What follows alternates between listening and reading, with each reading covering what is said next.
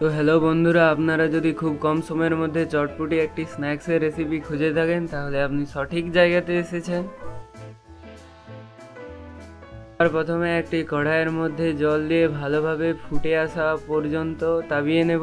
তারপরে এর মধ্যে আমরা ভিজিয়ে রাখা সয়াবিন দিয়ে দেব। আমি 2 কাপ পরিমাণে সয়াবিনকে 15 মিনিট পর্যন্ত ভিজিয়ে রেখেছিলাম। তারপর এর মধ্যে লবণ দিয়ে দেবো যাতে সয়াবিনের ভিতর অবধি লবণ চলে যায়। আর গ্যাসের মিডিয়াম ফ্লেমে এটিকে 3 মিনিট পর্যন্ত ফুটিয়ে নেব।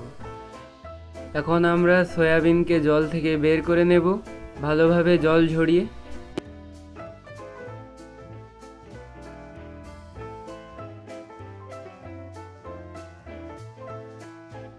একটি বোলের মধ্যে এটিকে দিয়ে দেব। তারপর এর মধ্যে একে একে হলদি গুঁড়ো, লঙ্কা গুঁড়ো, গরম মশলা,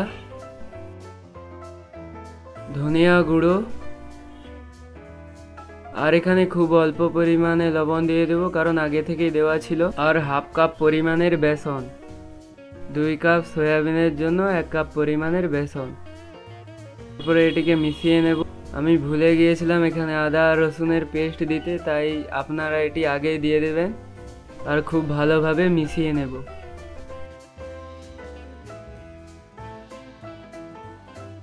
এবার একটি কড়াইয়ের মধ্যে তেলকে ভালোভাবে গরম করে নেব। একটি চামচের সাহায্যে একটি একটি করে সয়াবিনকে তেলের মধ্যে দিয়ে দেব। যতটা তেল রয়েছে ওর মধ্যেই আমরা সয়াবিন দেব, ওর উপরে দেব না। আর গ্যাসের মিডিয়াম ফ্লেমে লাল হওয়া পর্যন্ত ভাজতে থাকব।